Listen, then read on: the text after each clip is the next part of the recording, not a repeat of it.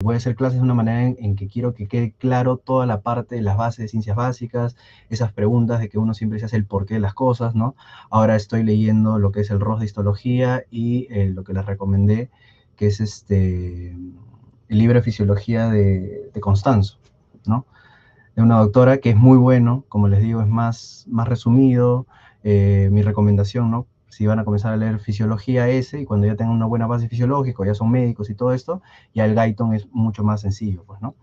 Entonces, bajo esas dos bases y, bueno, con la parte clínica, ¿no? Entonces, vamos a repasar todo eso y que cualquier duda quede clara, ¿no? Igual pueden preguntar. Entonces, vamos a comenzar con lo que es fisiología femenina, ya que es algo muy preguntado desde, creo que es a veces toda una unidad a los que llevan ginecología, gran parte, entonces es entender, ¿no? Desde la parte embriológica, fisiológica, qué es lo que ocurre, ¿no? Para entender, obviamente, las patologías, ¿ya? Entonces, muy bonito. En novogénesis, recuerden, vamos a comenzar, hace tiempo que no escribo, así que, a ver, un rato. Ya, la reproducción de las células femeninas, ¿no? Las células sexuales, acuérdense que es por meiosis, ¿verdad?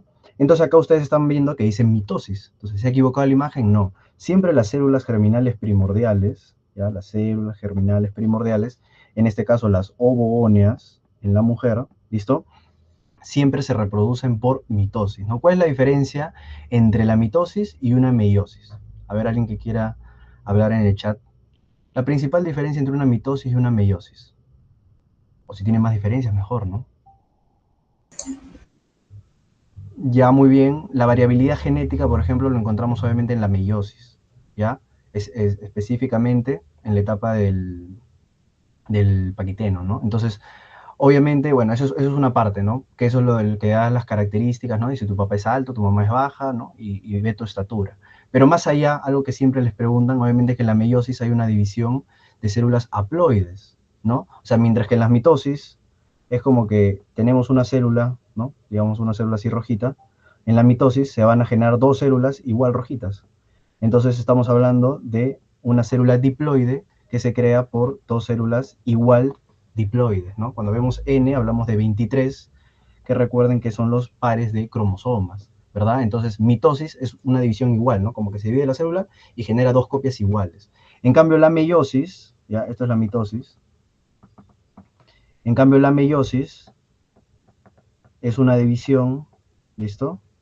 Tenemos 2N, ¿ya? Pero hacemos una división en donde mitad, ¿no? Porque obviamente estamos hablando de los gametos, ¿verdad? Entonces hacemos N, en donde se vuelven células haploides. Ahora, ojo, estos N siguen siendo 23 pares. Es algo que a veces uno se confunde mucho cuando ve esta parte, cuando lo ha visto en genética o en embriología, ¿ya? O sea, siguen siendo 23 pares de cromosomas, solo que cuando hablamos de 2N, ¿no? En la parte diploide, son 23 pares replicados, ¿ya? Entonces, al ser 23 pares replicados, hace que cuando obviamente la célula se divida, 23 pares vayan a un lado y 23 pares vayan al otro lado, y entonces por lo tanto son iguales, pues, ¿no? Se entiende, por eso es mitosis. En cambio, en la meiosis, ¿no? Acá hay 23 pares replicados, obviamente, en la meiosis, pero cuando se divide se generan células haploides que tienen 23 pares, ¿ya? Entonces, ¿esto por qué es? Porque obviamente las células haploides son las células sexuales. Entonces, estas cuando van a hacer la fecundación, ¿no? Y van a hacer la fusión de núcleos, obviamente van a hacer que se forme el cigoto, que obviamente ya vuelve a la cara genética que es 2N, pues, ¿no? Entonces ya ahí tienes la parte de la mamá y del papá, ¿ya? Entonces, muy bien eso. Entonces, las ovogonias se dividen por mitosis, ¿ya? Entonces, es una pregunta que a veces alguno lo puede agarrar, ¿no? Porque uno dice, ya, ovogonias, células sexuales, piensa que todo es meiosis, ¿no? No, tanto las ovogonias como las espermatogonias, que no vamos a hablar en esta parte del sistema masculino, pero las dos, o sea, las dos células germinales primordiales se dividen por mitosis, ¿ya? O sea, siguen dividiéndose normal, ¿ya? Ahí todavía no entra lo que es la meiosis, ojo, ¿ya? Entonces, acá como algunos datos también que quiero que tengan en cuenta es de dónde provienen las células germinales primordiales. Recuerden que esto proviene del saco vitelino, ¿ya? Aproximadamente en la cuarta semana de gestación se encuentran las células germinales primordiales en el saco vitelino, ¿ya? Entonces migran, porque en sí se producen estas células en el epiblasto, ¿ya? Y luego del epiblasto, bueno, para fines de examen, ustedes tienen que saber que las células germinales primordiales vienen del saco vitelino, porque antes, en bibliografías antiguas, ustedes van a ver, por ejemplo, en histología, que les hablan de un epitelio germinativo, que es un epitelio que está en la corteza, ¿ya? Así se llama, y los pueden ver en muchas bibliografías, ¿no? ¿Y por qué se llamaba epitelio germinativo? Porque se creía que de ahí se producían las células germinales primordiales, pero no es así, ¿no? Entonces ya les estoy diciendo que en sí las células germinales primordiales se forman en el epiblasto, migran al saco vitelino, ¿no? Y en la cuarta semana ya migran de aquí a la que yo son las gónadas, ¿no? Que en el caso de la mujer, recuerden, se va a diferenciar más o menos ya la novena semana, ¿listo? Entonces, eso es importante, ¿ya? Ahora, generalmente en el quinto mes, recuerden, en el quinto mes, en la etapa fetal, es el máximo número de ovogonias que hay, ¿ya? Eso también suelen preguntar. ¿Cuándo es el máximo número en que la mujer tiene ovogonias? Al quinto mes. ¿Cuánto tiene ahí? 7 millones, ¿ya? 7 millones de ovogonias, ¿listo? Y lo otro que te van a preguntar es cuántas hay generalmente al nacimiento.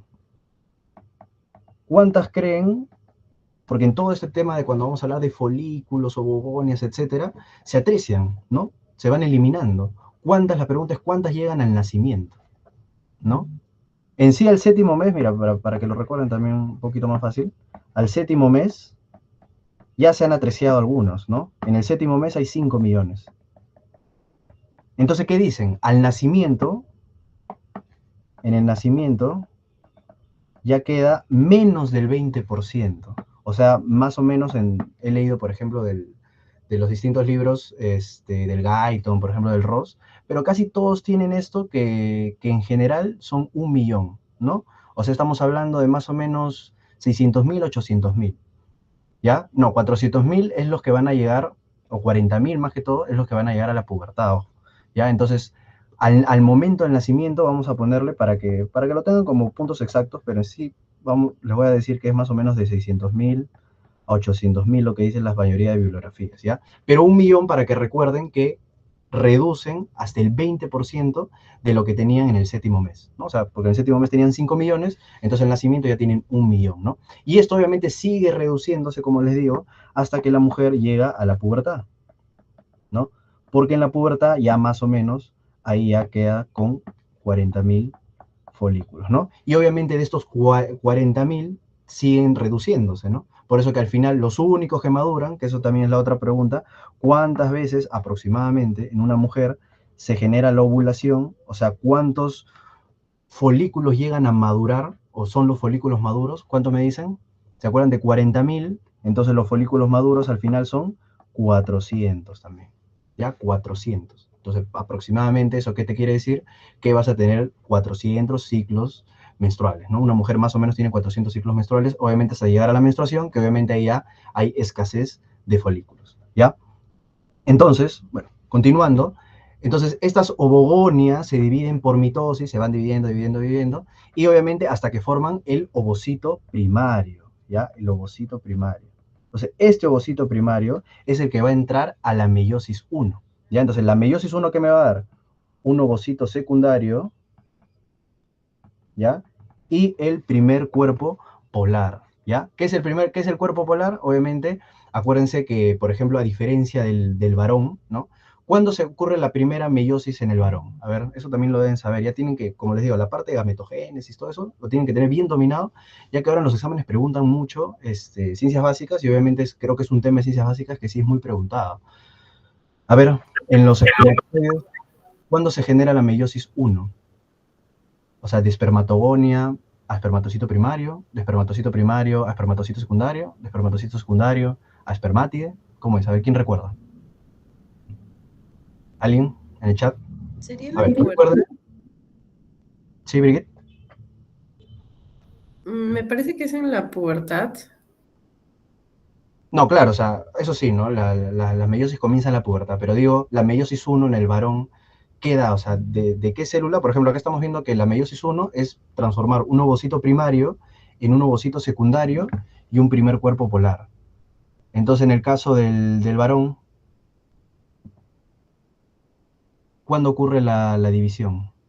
Recuerden, ¿no? Entonces, estamos diciendo que las espermatogonias, las ovogonias, tanto en el hombre como en la mujer, se dividen por mitosis, ¿no? Entonces, las espermatogonias se dividen, hay espermatogonia A, espermatogonia B, y forman el espermatocito primario, ¿ya? Una vez que se forma el espermatocito primario, recién el espermatocito primario entra a la meiosis 1. Acá se los voy a poner como un resumen para que lo tengan también, porque ese es más fácil, ¿ya? Las espermatogonias se dividen por mitosis. Ay, perdón, voy a poner acá.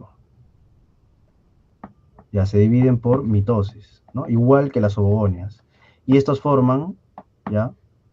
Los espermatozoides primarios, ¿ya? Y este espermatozoide primario, o bueno, espermatozoide no, ya, porque vamos a hacer espermatocito primario, ¿ya? Espermatocito primario.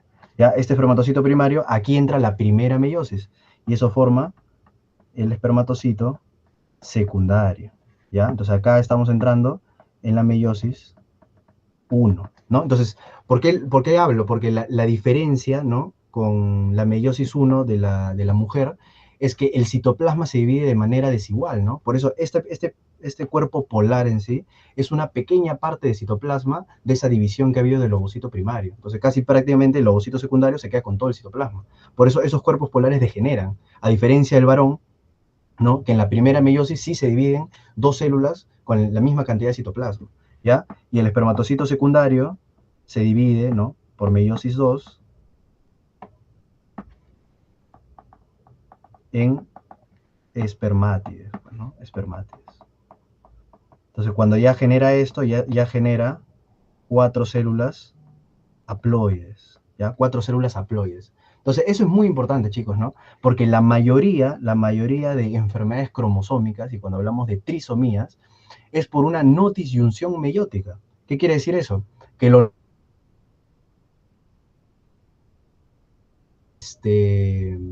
que es una célula haploide y los otros van a degenerar, ahorita vamos a ver, ¿no? Porque al final son tres cuerpos polares, pero los tres degeneran. Entonces, cuando hay una mala disyunción meiótica, ya sea de la primera o de la segunda, pero generalmente más frecuente, ojo, es la primera meiótica, ¿qué es lo que ocurre? O sea, en vez de generarse dos, dos células haploides, una se genera con 24 y otra mantiene 22. Entonces, ¿qué pasa? Cuando una de estas 24 con o una de estas 22, ¿no? Digamos en la mujer, ¿ya? Digamos, este es el caso de una mujer, tiene hijos con un varón que no ha tenido una no disyunción meiótica, o sea, tiene sus 23 pares, ¿qué pasa? Pues se fusionan estos y generan una trisomía. Se fusionan estos y que genera una monosomía. Entonces, por eso siempre tienen que recordar que la causa más frecuente, ¿no? De cromosomopatías y a la cabeza, obviamente, el síndrome de Down es por una mala disyunción meiótica. Entonces, no van a olvidar cómo es que se genera, pues, ¿no? Entonces, ahí se le da ese cromosoma extra. Y por eso siempre esa mala disyunción meiótica siempre se relaciona más a la madre, ¿no? Por eso, ¿cuál es la edad? En donde también en la norma técnica, ¿no? En su historia clínica de obstetricia, ya es una paciente con factores de riesgo, o ya se considera factor de riesgo una edad mayor a cuánto. ¿Qué me dice? Cuando ya hay un riesgo de cromosomopatías. A partir de los, 35 años. a partir de los 35 años, ¿no? Entonces, y conforme más pasa la edad, obviamente aumenta más el riesgo, ¿ya? Entonces, eso ténganlo en cuenta. Muy bien. Entonces, como les decía, en el caso entonces de la mujer, la meiosis 1 genera un ovocito secundario y un cuerpo polar, ¿ya? Ahora, este ovocito primario, ¿ya? En sí no es como el es, o sea, acá esta meiosis se hace rápido, esta meiosis 2 también se hace rápido, o sea, eso es otra cosa que te preguntan, ¿no? ¿Cuándo comienza la producción de hormonas en el varón? Como bien había dicho Brigitte, en la pubertad, ¿no? El varón comienza en la pubertad. En cambio, en la mujer, ¿no? La ovogénesis comienza desde la etapa fetal, ¿ya? Entonces, en la etapa fetal ya tenemos ovocitos primarios, solo que se quedan estancados en la meiosis 1. ¿Dónde se quedan estancados? ¿Dónde se detienen? Pregunta de examen. En la profase 1. ¿Ya? En la profase 1, ¿ya? Y específicamente, si quieren ser más específicos, en la etapa del diploteno, ¿no? Porque la profase 1 se divide en distintas fases, donde una de esas que les dije que es donde se da la variabilidad genética. Entonces, la profase 1 es muy importante. Pero en el diploteno es donde se detiene, ¿ya? Entonces, ahí viene la primera pregunta importante.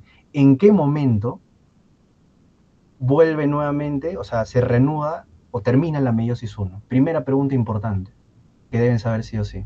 ¿En qué momento termina la meiosis 1? ¿O por qué? A ver, ¿quién sabe? Eso es muy importante, por ejemplo. ¿En qué momento se reanuda la meiosis uno? Y eso me hace entender, por ejemplo, qué tipo de ovocito voy a encontrar tal vez en una niña, en una puberta, en una mayor, no sé, ¿no? Depende de lo que les pregunten. Al final igual les he dejado preguntas como para practicar todo, ¿ya? Pero a ver, ¿quién sabe en qué momento se reanuda la meiosis uno? ¿Alguien que sepa? ¿O alguien que lo pueda decir? No importa si se equivocan, chicos.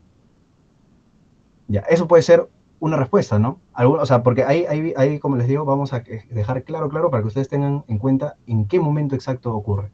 O dicen al momento de la menarquia, ¿no? O sea, en la primera menstruación. Puede ser, está relacionado, ¿no? Otros pueden decir en la pubertad, también en algunas bibliografías dicen en la pubertad, ya. Pero específicamente, es en la ovulación, ¿ya? Entonces, porque al final, chicos, lo que tenemos que conectar es esta imagen, con esta imagen que ahorita vamos a hablar, ¿ya? Por eso los he puesto en la misma diapositiva. Entonces, en la ovulación, antes de la ovulación, ojo, no en la ovulación, antes de la ovulación, cuando se genera el pico de LH, ¿ya? Ese pico de LH, aparte de hacer crecer más el folículo, de generar el estigma en el folículo, ¿no? Y que se genere la ovulación, también genera, o sea, o bueno, elimina el detenimiento en la profase 1. Ya, entonces ustedes recuerden que cuando una mujer ovula, ya lo vamos a ver, cuando una mujer ovula, ya ovula, o qué ovocito hay, hay ovocito secundario, ¿no? Entonces cuando te dicen cuando se termina esta pausa, ¿no? En la profase 1 y te dicen en la pubertad, ¿no? En la menstruación, obviamente, ¿a qué va relacionado? A que la mujer ya ovula, pero ojo, ¿eh? La mujer cuando tiene su primera menstruación, y eso también es otra pregunta interesante, no ovula hasta después de un año de su primera menstruación, ¿ah? Entonces, una mujer que ya ha menstruado, que ya comienza con ciclos, y digamos, no sé, vamos a poner que, no quiero decir que inicie relaciones sexuales, porque estamos hablando de que generalmente la menstruación comienza a los 9 años, pues, ¿no? Si no, vamos a ver en un caso, pues, en estos casos malos de una violación sexual, por ejemplo, ¿no? Habría obviamente, no habría riesgo de lo que es embarazo, ¿listo? Porque recuerden que cuando comienza la regla la mujer, recién ovula un año después. Generalmente, a veces hasta se demora, ¿ya? Entonces, eso también tenganlo en cuenta. Muy bien, entonces la primera meiosis, entonces lo vamos a poner acá, se reanuda, ¿no? Se detiene en la profase 1, pero se reanuda antes de la ovulación, ¿no? Antes de ovular. Ya saben por qué, por el pico de LH. Muy bien, entonces cuando se reanuda la meiosis uno, entonces se forma ya lo que es el ovocito secundario, ¿no? Y el ovocito secundario, que les dije, el primer cuerpo polar. Y esta meiosis 2 solo va a acabar, porque también esta meiosis 2 se detiene. Pero esta vez, ¿dónde se detiene? Se detiene en la metafase 2. Otra pregunta de examen. ¿Dónde se detiene la meiosis 2? En la metafase 2, ¿ya? Y esta sí, ¿cuándo se reanuda? Ahí creo que alguien había respondido, pero se había confundido. Ahora sí. ¿Cuándo se reanuda la meiosis 2? A la Cuando, fundación. muy bien, cuando este ovocito es fecundado. Entonces, una vez que es fecundado, ahí ya se reanuda y ya genera, obviamente, el óvulo, ¿no? Que vamos a decir que te puedo poner como óvulo o un ovocito maduro, ¿no? Y genera el segundo cuerpo polar, ¿no? A veces también preguntan estas cosas, ¿no? ¿Cuándo se genera el segundo cuerpo polar? En la meiosis 2, pues. ¿Cuándo se genera el primer cuerpo polar? En la meiosis 1. Y el primer cuerpo polar, obviamente, no es que degenera ahí, también se divide nuevamente en otros cuerpos polares que obviamente, como les digo, degeneran. Al final, igual miren cómo se dan cuenta, N, o sea, sí tienen material genético, ¿no? Pero como no tienen casi nada de citoplasma, obviamente se vuelven atrésicos y degeneran. Al final, el que nos importa es este, ¿no? El ovocito maduro.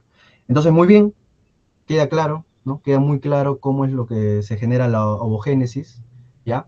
Entonces, vamos a ver ahora en la parte del crecimiento folicular, ¿ya? Que es algo que a veces muchos se confunden, pero lo vamos a ver ya relacionado a eso. Bueno, acá les pongo una imagen del ovario, ¿ya? Que recuerden que donde se genera, ¿no? Pregunta de histología, donde se genera todo este crecimiento folicular, es obviamente en esta parte que se llama la corteza, pues, ¿no? En la corteza del ovario ocurre todo esto. Acuérdense que tiene un epitelio, ¿ya? Un epitelio simple cúbico, ¿ya? Uno de los pocos órganos que tiene este epitelio, ¿no? Además la tiroides, por ejemplo, que pregunto yo siempre, y los túbulos renales, pues, ¿no? Entonces, epitelio simple cúbico, aquí se genera el desarrollo folicular y la parte del medio, ¿cómo se llama? La parte del medio del ovario se llama la médula, ¿no? La médula, en donde obviamente están los vasos sanguíneos. ¿Listo? Muy bien. Entonces, vamos a comenzar acá. A diferenciar los tipos de folículos, ¿ya? El primer folículo que tenemos es el folículo primordial, ¿no? Y las imágenes están buenas como para que entiendan. ¿Qué es un folículo primordial? Es un folículo que tiene... Oh, disminuir esto. Es un folículo que tiene epitelio simple plano. Nada más. Es un epitelio simple plano, ¿ya? Y folículo primordial es con los que nacen las niñas, ¿ya? Porque como les digo, más o menos, al final del primer trimestre, acá lo voy a poner, al final del primer trimestre, ¿listo? Ahí ya todas esas ovogonias que se han estado dividiendo por mitosis ya son folículos primordiales. Ya eso también. Ya todas las ovogonias, entonces si te preguntan a partir de qué edad fetal, porque hemos dicho que desde la edad fetal ya comienza la ovogénesis, ya hay folículos en el tercer mes, ¿no? Hemos dicho que en el quinto mes es el pico, ¿no? Ahí vemos 7 millones de folículos, pero donde ya han comenzado a ser folículos primordiales, ya en el tercer mes, ¿no? O sea, al final del primer trimestre. Muy bien, entonces eso es epitelio simple plano, nada más. Cuando decimos que ahora es un folículo primario, ya, hay dos características que se agregan, que ahora tiene un epitelio simple cúbico, pues, ¿no? Bueno, acá en esta imagen están como redondos, pero si obviamente ven más imágenes de otras bibliografías, el epitelio ya es cúbico, pues no, ya no es un epitelio plano, las células ya no son planas, ¿no? Y acá obviamente estas células cúbicas son las que nosotros las conocemos como células de la granulosa, ¿ya? Obviamente esas son células de la granulosa. Pero ¿qué es lo más importante que se forma en un ovocito primario? Perdón, en un folículo primario. ¿Quién me dice? Muy bien, aquí se forma la zona pelúcida, ¿no? ¿Qué es la zona pelúcida? Es aquella zona que rodea al ovocito. Si yo te pregunto, en un folículo primario, ¿qué tipo de ovocito hay? ¿Un ovocito primario o un ovocito secundario? ¿Quién me dice? En un folículo primario. O depende de la edad. A ver si han entendido lo que hemos mencionado antes. ¿Qué es lo que hay en un folículo primario? ¿Un ovocito primario? ¿Un ovocito secundario? ¿Una ovogonia? ¿O depende de la edad de la paciente? Cuando dijimos que se reanudaba la meiosis 1, que era cuando pasábamos de ovocito primario a ovocito secundario, antes de la ovulación. Muy bien, entonces toda esta parte, o sea, a ver, hasta aquí, toda esta parte, hasta el folículo preovulatorio, siempre va a ser ovocito primario, chicos. Siempre va a ser ovocito primario. Y no importa la edad que tenga, si es puber, si es fértil, porque sigue siendo ovocito primario, entonces ya para que me entiendan, sigue siendo ovocito primario hasta que llega la ovulación. ¿Ya? Muy bien, entonces el folículo primario, entonces no se van a confundir con ovocito, acá estamos hablando de ovocitos, acá estamos hablando de folículos. Entonces todos estos ovocitos que vamos a ver, como lo están viendo, ovocito primario, ovocito primario. Bueno, acá en la imagen está, ¿no? Ovocito primario, ¿no? Recién cuando ya se ha generado la ovulación, o sea, más o menos, claro, porque este en sí, este todavía vamos a hablar que es el preovulatorio, ¿no? Este ya es el ovulatorio, porque todavía no has ovulado, ¿no? Ese ya es el folículo ovulatorio. Entonces aquí ya hay ovocito secundario, ¿ya? Muy bien, entonces folículo primario tiene epitelio simple cúbico y ya tiene la zona pelúcida, ya. Ahora tenemos al folículo secundario, o también llamado un folículo preantral, ¿no? ¿Por qué se llama preantral? Porque todavía no hay antro, pero ya se va a formar antro. ¿Qué vemos acá en este folículo preantral? Que hay un aumento de las capas de las células de la granulosa. O sea, ya se vuelve un epitelio estratificado, ¿no? Porque ya hay más células cúbicas. Pero ¿qué es lo más importante del folículo secundario? ¿Qué creen que existe ahora? Aparece la famosa teca, ¿no? ¿Qué es la teca? Es lo que envuelve a las células de la granulosa, ¿ya? O sea, lo que divide a lo que son los folículos, ¿no? De lo que es el estroma del ovario, ¿no? O sea, del tejido ovárico, en otras palabras. Entonces tenemos una teca interna y una teca externa, ¿ya? Siempre recuerden que la teca externa es más que todo un medio de sostén. La que nos importa mucho es la teca interna, ¿ya? Porque la teca interna, ahorita vamos a hablar, genera producción hormonal, ¿ya? O sea, está relacionada a lo que es producción de hormonas femeninas. Muy bien. Ya, entonces tenemos el primario, secundario, ahora vamos a hablar del terciario, o también este se llama antral. ¿Y por qué se llama antral? Porque ya tiene andro. Otra manera que lo pueden llamar también es vesicular. Entonces les pongo todos los nombres, chicos, porque créanme que este es un tema que a mí también la craneaba demasiado, por el tema de que una bibliografía decía un nombre, otra bibliografía decía otra cosa, no se entendía bien. Habían bibliografías, como le digo, cuando termina la ovulación, cuando termina la primera meiosis, decía en la pubertad. Entonces tuve que hasta llegar al punto de específicamente qué es lo que pasaba, como para ya unir todo. Entonces, el terciario también se llama antral o vesicular, ¿no? Porque ya tiene antro. Y este es importante porque este folículo ya es dependiente de FSH, ¿no? ¿Qué es la FSH? Ahorita vamos a ver, para los que no saben. La FSH es la hormona folículo estimulante, ¿no? Como su nombre lo dice, es la hormona que genera el crecimiento del folículo. Pero esa es otra pregunta. Hasta aquí, ese crecimiento folicular simplemente es por medios internos del propio folículo. No necesitan de la FSH, ¿ya? Entonces ahí te pueden hacer otra pregunta también. ¿Qué folículos, ¿no? ¿Qué folículos vamos a encontrar en una niña prepúber, ¿no? Prepuberal, porque obviamente una niña prepúber no tiene no tiene pulsos hormonales, ¿no? No tiene GnRH, no tiene el pulso de FSH, ¿no?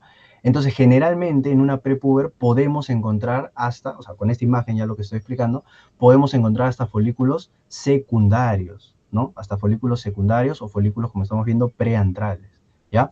Pero, obviamente, ya en una mujer en edad fértil vamos a ver todos los tipos de folículos, pues porque ya acá ya hay pulsos de FSH. Muy bien. Ya, entonces, ¿qué hay en el folículo terciario antral, no? Es dependiente de FSH, se forma, bueno, ya creo que está de más decirlo, pero se forma el antro folicular. ¿Por qué es importante el antro folicular? Porque el antro folicular ya comienza a producir estrógenos, ¿no? Sobre todo el estradiol, pero ya comienza a producir estrógenos, ¿ya? Y el ovocito está rodeado de esto. ¿Cómo se le llama esto en específico? O sea, todo esto que estamos viendo de plomo son células de la granulosa, ¿ya? Pero ¿cómo se llama eso específicamente que rodea el ovocito ahí, en un folículo terciario o antral?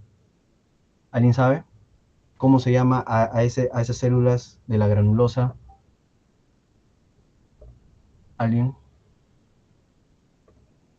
Corona Mm, radiada. Ya, esa es también otra terminología que yo prefiero que hablen de corona radiada una vez que existe la ovulación. Porque cuando estamos hablando todavía de un folículo terciario, vesicular antral, eso se llama muy bien cúmulo óforo, ¿no? Entonces, ¿por qué les digo, no? Porque al final este cúmulo óforo va a venir a ser la corona radiada, ¿ya? Pero, o sea, hablando específicamente, ¿no?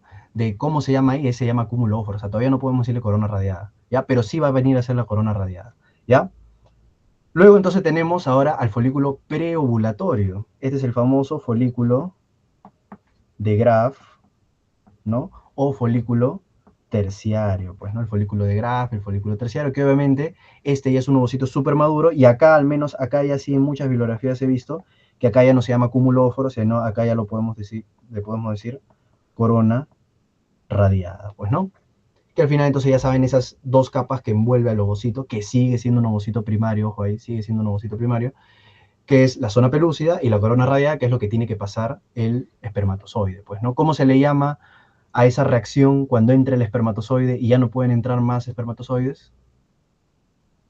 ¿Cómo se llama? Reacción acrosomal, acrosómica. No. La reacción acrosómica es, como dice su nombre, es la reacción por la cual el acrosoma del espermatozoide libera sus enzimas para poder penetrar todo, ¿no? Penetra la corona radiada gracias a la hialuronidasa, penetra la zona pelúcida gracias a la acrosina, ¿no? A eso se le llama reacción acrosomal, ¿no? En cambio, lo otro, cuando una vez que entra el espermatozoide, la zona pelúcida se vuelve impermeable. ¿Cómo se llama eso? Reacción cortical, ¿listo? O reacción de zona, entonces no confundan. Reacción cortical o reacción de zona es aquella reacción que se genera cuando el espermatozoide ya entra, ¿no? Entonces la zona pelúcida se vuelve impermeable y por eso solo entra un espermatozoide, nada más.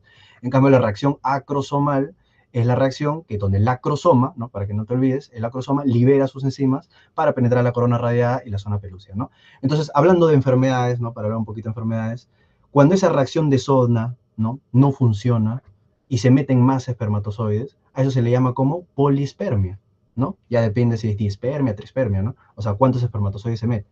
Generalmente se meten 2 espermatozoides, pues, ¿no? También ya esa reacción de zona no va a estar tan mal que se van a meter, pues, todos los espermatozoides que entran, ¿no? Entonces, ¿cómo se llama o qué enfermedad podría generar cuando se junta un ovocito con 2 espermatozoides? O sea, que genera una triploidía. ¿A qué enfermedad se asocia una triploidía? O sea, 69XY. ¿Quién me dice? Podría ser una mula. A una mola, muy bien, nunca olviden eso. ¿Mola completa o mola incompleta? Incompleto. Incompleta, muy bien, una mola incompleta. Entonces, todas esas cosas siempre relacionando. ¿Ya? Muy bien. Y bueno, acá ahorita vamos a ver ya en la parte hormonal, se genera el pico de LH y se genera la ovulación. Entonces, una vez que se ovula, acá, entonces, ¿qué está saliendo de la ovulación? Sale, ¿qué ovocito? Sale un ovocito secundario, porque ya reanudó la meiosis 1, ¿no? Rodeado de su zona pelúcida, y todas esas células del cúmulo óforo salen acompañándolo ahí, pues, ¿no? Que ahí se llaman corona radiada, ¿no? Muy bien. Entonces creo que ya con eso queda claro el desarrollo folicular, la ovogénesis y todo esto, ¿no? Como para que lo conecten, chicos. ¿Hay alguna duda? Obviamente hemos dicho que ya el ovocito secundario reanuda la meiosis 2 una vez que el ovocito es fecundado. Bueno, si hay un espermatozoide, ahí se reanuda la meiosis 2. ¿Ya? ¿Alguien tiene alguna duda? ¿Alguna pregunta? Esto es muy importante, creo que es la base para comenzar a entender, porque ahorita que hablemos de ciclo hormonal, vamos a seguir mencionando esto porque las imágenes ayudan mucho con el desarrollo folicular, pero hasta ahí ha quedado claro, chicos. ¿Sí? Ninguna duda. Todo muy entendido. Muy bien. No he perdido el toque entonces. Ya, ahora vamos a la parte de producción hormonal. ¿Ya? Entonces, la parte de producción hormonal también es muy importante. Como yo digo, endocrino, ¿no? Si lo metemos esta parte a la parte de endocrinología, es fisiología pura. Tienen que entender muy bien fisiología. Entonces, tenemos el hipotálamo que produce la GnRH, ¿verdad? El hipotálamo produce la GnRH. ¿En qué núcleo? Pregunta de examen. ¿En qué núcleo se produce la GnRH? ¿En el núcleo? A ver, ¿qué me dice? Comienza con A. Arcuato. Arcuato, ¿no? Entonces se producen en el núcleo arcuato y acuérdense siempre de manera pulsátil. Ya, ahorita vamos a hablar, pero se genera de manera pulsátil. ¿Listo? Y esta GnRH obviamente estimula a la hipófisis anterior, ¿no? A producir las famosas gonadotropinas, ¿verdad? Que las gonadotropinas es la FSH y la LH. Y estas gonadotropinas, ahorita ya vamos a hablar en la parte de la producción hormonal, va a la gónada, o sea, obviamente al ovario, y produce las hormonas sexuales, que es el estradiol y la progesterona. Al final, estas mismas hormonas, bueno, acá está el ciclo hormonal también, obviamente, del varón, ¿no? Si va a las... ¿Quién produce el testosterona? ¿Qué células en el varón producen testosterona? ¿Cómo se llama? La célula de Leydig. Muy bien, ¿no? Entonces, al final siempre, en todo eje hormonal, las últimas células producen un feedback negativo. O sea, estas son las células que van nuevamente a la hipófisis y la bloquean para que deje de producir gonadotropinas y van al hipotálamo y lo bloquean. Es así como funcionan los anticonceptivos orales, pues. ¿Qué son los anticonceptivos orales? Pues, por ejemplo, los anticonceptivos orales combinados. Son estrógeno y progesterona. Entonces lo que haces es generar un feedback negativo para que no ocurran picos de LH que ahorita vamos a ver y no se genere la ovulación, ¿no? Por eso a veces puede haber disregulación del ciclo menstrual, etcétera, ¿no? Pero entienden ya cómo es que funcionan los anticonceptivos, ¿ya? Al final, entre el estrógeno y la progesterona, si yo les pregunto cuál es el que genera el tema de la anovulación, o sea, cuando dan en un anticonceptivo, ¿la progesterona o el estrógeno? Progesterona. La progesterona, ¿no? Por eso hay anticonceptivos solo de progesterona, ¿ya? En cambio, no existe anticonceptivo solo de estrógeno, ¿no? Porque si damos solo estrógeno, eso ya es terapia de reemplazo hormonal, ¿ya? Entonces, eso es muy importante. Solo que lo ideal siempre es dar progesterona con estrógeno para mantener un ciclo regular, ¿ya? O sea, no alterar mucho el eje. Muy bien, entonces acá les estoy dejando una imagen también. Esto, por ejemplo, lo he sacado del Lecturio. Ya los que nunca han visto Lecturio también es una buena plataforma para estudiar medicina, en donde nos dicen los pulsos, ¿no? A lo largo de la vida de lo que son las gonadotropinas, ¿ya? Entonces, si se dan cuenta, prácticamente en toda la etapa, acá están viendo de la niñez, ¿no? Acá generalmente los pulsos son bajos, ¿ya? ¿Cuándo comienzan a haber nuevamente pulsos? Porque obviamente no vamos a hablar de la etapa fetal, ¿ya? Pero ¿cuándo comienza a haber pulsos altos nuevamente? En la etapa reproductiva. Y si se dan cuenta, la relación es una relación mayor de LH, perdón, de LH que de FSH, ¿ya? Porque no sé por qué en unas bibliografías siempre decían que FSH mayor a LH, pero no. O sea, ya he visto acá, he visto en el ROS, en bastantes, que la relación mayor en la etapa fértil es LH de FSH, ¿ya? Pero si no se quieren hacer mucha bola, a lo máximo puede ser de 2 a 1 o de 1 a 1, ¿ya? Pero miren en la imagen, o sea, está clarísimo que los pulsos de LH son mayor, ¿no? Y cuando obviamente ya la mujer está entrando a la menopausia, se invierte, pues ahí sí, ¿no? La menopausia se invierte y es mayor la FSH que la LH, ¿no? Como preguntas de examen, ¿no? Un dato súper importante, cuando la FSH ya es mayor a 40, nosotros ya podemos estar pensando que hay una insuficiencia ovárica, o sea, ya se están acabando los folículos y la FSH está aumentando, ¿no? Porque como todo eje hormonal, recuerden que si, por ejemplo, ¿no? Por alguna disgenesia gonadal, algo, pasa que las hormonas sexuales comienzan a disminuir, eso se le llama hipogonadismo, ¿no? Ya sea en el varón o en la mujer, eso se llama hipogonadismo. Entonces, hipogonadismo, nosotros vamos a ver, o ustedes van a leer que hay hipogonadismos hipogonadotrópicos o hipogonadismos hipergonadotrópicos, ¿no? Entonces, ¿cuál es la diferencia? Que el hipogonadismo hipogonadotrópico es cuando hay una afectación también en la pituitaria, ¿no? Un tumor, por ejemplo, un adenoma de la hipófisis. Entonces eso hace que también genere niveles bajos de LH, FSH, y esa es la causa del hipogonadismo, por eso se llama hipogonadismo hipogonadotrópico. Pero cuando, por ejemplo, la falla es la gónada, ¿no? Por ejemplo, una disgenesia gonadal. A ver, ¿quién me dice un claro ejemplo de disgenesia gonadal? Que es la causa más frecuente de amenorrea primaria. ¿Cuál es la causa más frecuente de amenorrea primaria? O sea, que una mujer nunca menstrue. Muy bien, el síndrome de Tanner. Entonces, el síndrome de Tanner genera disgenesia gonadal. ¿Ya? Entonces, si te preguntan qué tipo de hipogonadismo genera Tanner, es un hipogonadismo, pero en este caso hipergonadotrópico, porque como la falla es acá, el de arriba va a querer compensar, va a decir algo está pasando en el ovario, ¿no? No está funcionando bien. Entonces la LH y la FSH comienzan a sobreestimularse. ¿Ya? Entonces, eso nunca olviden. Entonces, igual pasa con el tema de la pubertad, perdón, la menopausia, ¿no? En la menopausia hay una insuficiencia ovárica, se agotan ya todos los folículos que tenía la mujer y ya no se producen hormonas, ¿no? Entonces, obviamente, baja eso y qué pasa con la FSH, FSH va a querer compensar eso, pues va a decir, oye, me falta, seguro no estoy estimulando bien a los folículos, algo está pasando, entonces la FSH comienza a aumentar en picada, ¿ya? Entonces cuando es mayor a 40, ya acuérdense que podemos estar hablando de una insuficiencia ovárica. Muy bien, ¿ya? Y bueno, y con respecto a la parte de producción hormonal, como les decía, era importante entonces saber qué eran las células de la teca y qué eran las células de la granulosa, pues. Entonces, las células de la teca van bajo estímulo de la LH, ¿ya? De la luteinizante. ¿Y qué es lo que hace básicamente? Transformar el colesterol, porque acuérdense que todas estas hormonas androgénicas siempre, o esteroideas, perdón, provienen del colesterol, ¿ya? Va a convertir, va a formar, acuérdense, androstenediona y también, bueno, acá no está, pero también, bueno, acá está, lo que es la progesterona. ¿Listo? Entonces, en la teca se produce androstenediona y progesterona.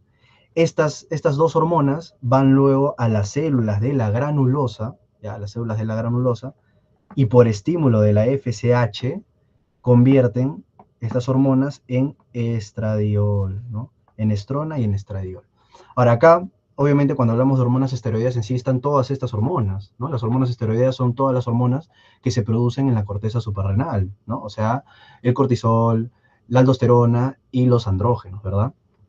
Entonces, esto es importante porque como están viendo acá, aquí, ¿no? Una vía importante para que se produzca, ¿no? De progesterona, como están viendo, para que se produzca aldosterona y cortisol, es esta, la famosa 21-alfa-hidroxilasa.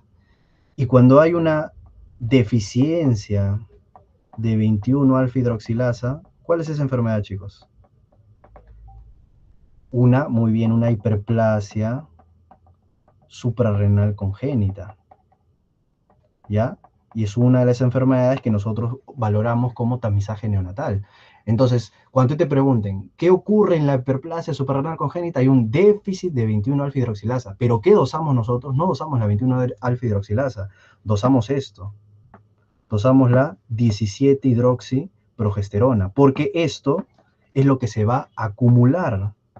Eso es lo que vamos a ver en laboratorio en picada, ¿no?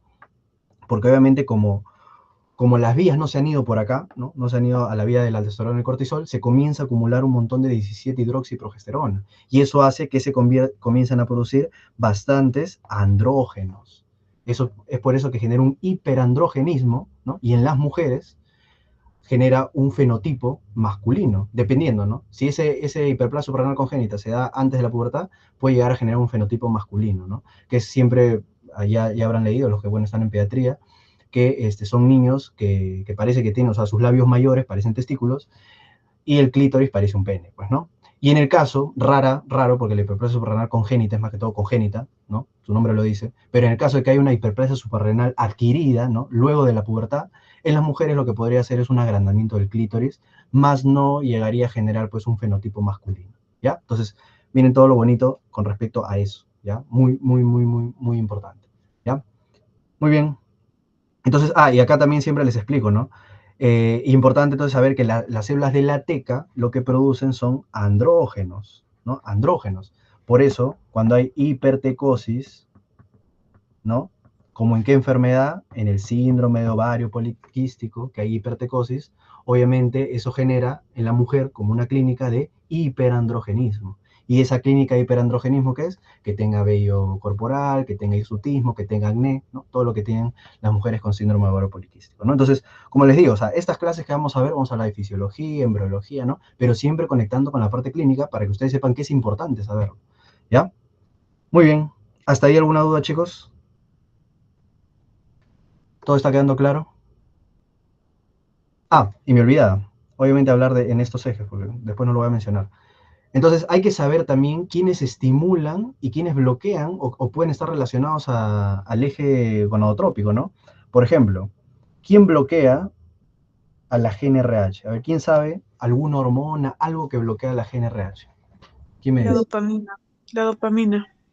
La dopamina, La prolactina inhibe, doctor. la prolactina, ¿ya? Y eso no se pueden confundir, ¿ah? ¿Por qué? Porque la prolactina es la única hormona de la parte hipófisis que tiene un feedback negativo. O sea, ¿qué quiero decir, no? Para no irme a la parte endocrina. Porque también creo que la semana que viene es ya una clase de fisiología endocrina.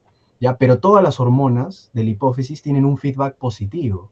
¿Qué quiere decir eso? O sea, la hormona de crecimiento lo estimula, la hormona estimulante, la hormona de crecimiento. Las gonadotropinas lo estimula la hormona estimulante de la hormona de crecimiento, ¿no? Entonces, todas tienen un feedback siempre positivo. La única excepción es la prolactina, ¿no? Porque la prolactina, bueno, la vamos a poner acá. La prolactina se produce en la hipófisis, ya, entonces estaría más o menos acá. Ya, se produce en la hipófisis, pero la prolactina, recuerden, tiene un feedback negativo, ¿no? La prolactina no tiene un feedback positivo, al contrario, la prolactina, justo acá a nivel del hipotálamo, se produce la dopamina, ¿no? Entonces la dopamina inhibe a la prolactina, entonces no se va a confundir, ¿eh? ¿Por qué? Porque es muy importante que conecten esto de la dopamina y la prolactina, ¿no?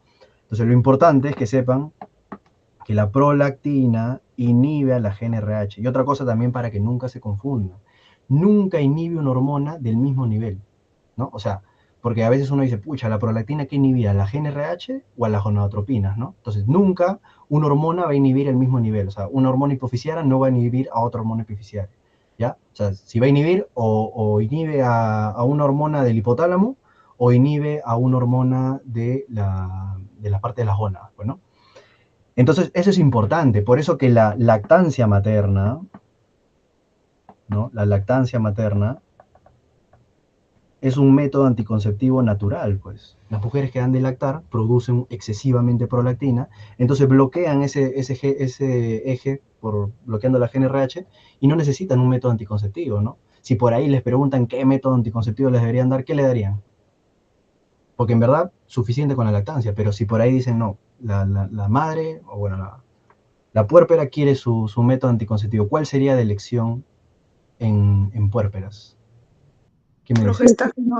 Progestágeno, ¿no? Solo progestágeno. Jamás dan estrógenos ni a una embarazada. Bueno, obviamente a una embarazada no le dan métodos anticonceptivos, pero nunca estrógenos por obviamente que puede pasar la lactancia materna y generar defectos en el bebé, pues, ¿no? Muy bien. Entonces, y la dopamina, entonces, para los que dijeron dopamina y no se confundan, la dopamina inhibe a la prolactina. Por eso que nosotros cuando usamos antidopaminérgicos, ¿no? Antidopaminérgicos, comúnmente los antipsicóticos, ¿ya? En la parte de psiquiatría, las mujeres que usan antipsicóticos, ¿qué van a hacer? Como van a bloquear la dopamina, no va a haber quién bloquea la prolactina. Entonces, ¿qué pasa? La prolactina se eleva, ¿no? Entonces se eleva y comienza a generar galactorrea, ¿no? En el varón, por ejemplo, si un varón usa antipsicóticos, puede llegar a generar galactorrea. Obviamente, estamos hablando de que no tiene la misma maduración los conductos galactófaros del varón, pero puede generar, es una causa, ¿me entienden? Y otro medicamento, por ejemplo, es la metoclopramida, ¿no? La metoclopramida también es un antidopaminérgico, por eso es importante que sepan los mecanismos de acción de los fármacos, ¿ya? Entonces, y con eso ya relacionan con fisiología los efectos adversos que se pueden generar, ¿ya? En cambio, ¿no? Si usamos agonistas dopaminérgicos, ¿quién me dice un agonista dopaminérgico? ¿Alguien?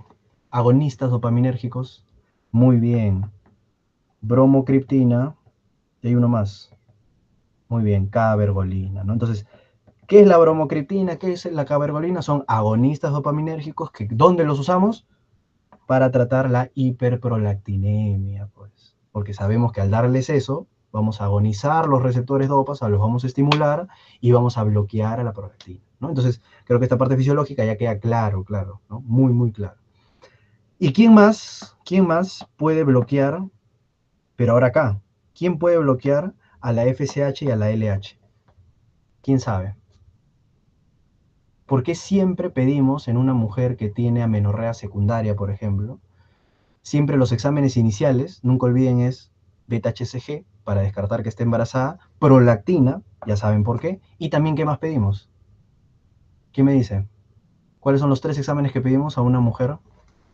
Muy bien, TSH, TSH. Y será, ¿no? Con lo que les he explicado, entonces la TSH estará involucrada en verdad. Si la TSH también lo produce la hipófisis, no. Quien bloquea la FSH y a la LH, o sea, las gonadotropinas, es la TRH. Ya es la TRH. Sino que lo que pasa es que siempre nosotros pedimos TSH porque es el tamizaje. Difícilmente que haya una patología del hipotálamo, ¿no? Entonces, cuando vemos el TSH, ustedes ya saben, pues, ¿no? Un TSH disminuido con hormonas tiroideas aumentadas, hablamos de un hipotiroidismo primario, pues, ¿no? Entonces, siempre por eso uno relaciona el hipotiroidismo a mujeres con amenorrea, ¿no? Porque cuando hay un hipotiroidismo primario, en este caso, la última fila sería acá la T4 y la T3, ¿no? Están disminuidas. ¿Qué pasa con la TSH? ¿Qué pasa con la TRH? Aumentan, pues, ¿no? La TSH aumenta, acá en este caso en el hipotálamo la TRH aumenta, ¿no? En compensación. Entonces, ¿qué pasa? La TRH bloquea, la TRH por acaso es la hormona estimulante de tirotropina, o sea, la que estimula la TSH, ¿no? Entonces, bloquean a las gonadotropinas, ¿ya? Pero por ahí, ¿no? Si yo quisiera, soy un profesor que les estoy enseñando esto, ¿no? Y en verdad quiero ver si en verdad saben o no quién es el que bloquea. Si yo te digo, por ejemplo, un hipertiroidismo terciario genera un exceso de TRH, pues porque ahí está el problema. Y eso genera también una amenorrea. ¿Me entienden, no? Entonces, pero bueno, por fines de examen, ¿no? Siempre nosotros relacionamos a que la causa más frecuente de hipotiroidismo es el primario, pues, ¿no? Entonces, siempre relacionan, cuando ustedes vean hipotiroidismo, lean hipotiroidismo, ahí van a ver problema, amenorrea. Y ya saben de dónde viene, porque la TRH es la que bloquea las gonadotropinas. Y lo último, que es lo último que leí, que les dije, es que se ha visto que también lo que puede bloquear a la GnRH es la melatonina, ¿ya? La melatonina. Por eso se ha visto, ¿no? Que generalmente en la infancia, ¿no? La melatonina tiene picos más elevados. Y por eso que en la infancia, ¿no? Recuerden porque las niñitas duermen un montón, los niños duermen un montón, no hay esos pulsos de GnRH. Y cuando llegan a la pubertad, la melatonina cae porque ya comienzan a estudiar medicina, no duermen. Y obviamente eso hace que aumenten, o perdón, se bloqueen los pulsos de GnRH. Entonces, no está, o sea, he buscado también obviamente estudios porque es una hipótesis, ¿no? Como dice, se cree, pero puede estar muy relacionado a muchas cosas, ¿no? Porque acuérdense que el estrés bloquea también a la secreción pulsátil de GnRH. Por eso generan amenorrea las mujeres que están estresadas o los casos de anorexia o el ejercicio, eso tienen que saber, ¿no? El ejercicio, la anorexia, el estrés bloquean los pulsos de GnRH. Entonces esas mujeres tienen problemas de menstruación, pues no menstruan, ¿listo? Y al final yo siempre digo que eso es un ciclo vicioso, pues, ¿no? Es un ciclo vicioso porque la mujer no menstrua, ¿no? Se estresa más, genera más bloqueo, sigue sin menstruar y así se forma ese círculo vicioso, ¿no? Y eso es muchas veces lo que pasa cuando obviamente una mujer tiene relaciones, ¿no? Piensa que ha tenido relaciones en etapas donde ha podido ovular, ¿no? Ha tomado la pastilla, todo, ¿no? O sea, súper segura, pero tiene tanto miedo, o sea, llega tanto el estrés que no menstrua, pues, pero no es porque está embarazada, ¿no? Entonces hay mujeres que por ese miedo pueden estar hasta un mes y medio sin menstruar, y recién cuando se toman la prueba y ven que está negativo, ahí ya se les pasa y vuelve la menstruación. Entonces todo eso es explicado fisiológicamente, ¿ya? Muy bien, entonces esa melatonina, como les digo, este dato, podría ser para investigación, ¿no? Para los que van a hacer su tesis, ¿no? Pero, o sea, ya sería un tema de tesis muy bueno, ¿no? Porque acá podríamos relacionar hasta que las mujeres que toman melatonina para dormir, ¿no? Recuerden que la melatonina, a ver, una pregunta así al aire. La melatonina sirve, por ejemplo, si yo la tomo a las 11 de la noche y quiero dormir. Eso es también un error muy común en las personas, ¿no? En las personas que no estudian medicina. Ustedes no deberían tener ese error. Cuando ustedes quieran dormir y les recomiendan la melatonina, no te sirve de nada si la tomas a las 11, a las 12 o a la 1 de la mañana. Tú la tienes que tomar cuando se generan los pulsos de melatonina. Si no, no sirve. ¿Ya? ¿Y a qué hora se generan los pulsos de melatonina? A las 8 o a las 9 de la noche. Entonces, a esa hora es donde tú la tienes que tomar. Si la tomas después, ya no sirve de nada. ¿Ya? Entonces, muy importante. Es más, si eres mujer, lo que te puede generar es este bloqueo de la GnRH. Muy bien, entonces miren, hemos visto más cosas, ¿no? Que te pueden generar amenorrea, como el ejercicio, la anorexia, el estrés, ¿no? Acá agrega la melatonina, etc. Muy bien, y ahora vamos a conectar todo, ¿listo? Vamos a conectar todo lo que hemos visto, ya lo vamos a conectar en el ciclo menstrual, ¿no? Que es con esta imagen, ¿ya? Entonces miren, acá está viendo el ciclo ovárico, ¿no? Cómo comienza a crecer el folículo, es todo lo que hemos hablado, ¿no? Se genera la ovulación, ¿ya? Y ese folículo que queda, acuérdense, esas células foliculares que quedan ahí, se convierte en el famoso cuerpo lúteo, ¿no? Y el cuerpo lúteo, ¿qué produce? Recuerden, el cuerpo lúteo produce progesterona. También produce estrógeno, ojo, pero en mayor medida progesterona, ¿ya? Y si este cuerpo lúteo, ¿no? La mujer no se embaraza, degenera. Entonces ahí viene la pregunta, ¿cuánto vive el cuerpo lúteo, más o menos? ¿Cuánto es el tiempo de vida media del cuerpo lúteo? ¿Quién me dice? 14 días, pues, ¿no? Y por ejemplo, yo ahorita que estoy leyendo el LACMA dice 9 días, bueno, pero obviamente para fines prácticos nosotros debemos saber 14 días porque es la fase lútea que ahorita vamos a ver, ¿no? Entonces puede llegar a vivir hasta 14 días. Y luego de eso, si no se atresia y forma el famoso cuerpo albicans, es un cuerpo blanco, es un cuerpo atrésico, no sé por qué en algún momento alguien me dijo que el cuerpo albicans y el cuerpo lúteo era lo mismo, no, el cuerpo lúteo es lo que se produce una vez que se ocurre la ovulación, lo que queda del folículo, pues, ¿no? Y luego cuando degenera, se atresia y ya se forma el cuerpo albicans, ¿no? Es albicans de alba, pues, ¿no? De blanco, porque está atrésico. Muy bien, entonces miren acá, ¿ya? ¿Qué tenía que ocurrir para la ovulación? Mira, si se dan cuenta, la ovulación está acá, ¿no? Y acá está el pico de LH, ¿ya? Entonces es muy importante para que ocurra la ovulación el pico de LH. Nunca olviden eso. El pico de LH, entonces, ¿qué dijimos? Reanuda la meiosis 1, ¿no? Por eso ahí ya se convierte del ovocito primaria a un ovocito secundario, ¿listo? Reanuda la meiosis 1 y genera obviamente la ovulación, ¿ya? Que generalmente este pico de LH aproximadamente se da unas 10 a 12 horas, ya lo vamos a poner 10 a 12 horas antes de la ovulación, ojo, no sea el mismo día, 10 a 12 horas.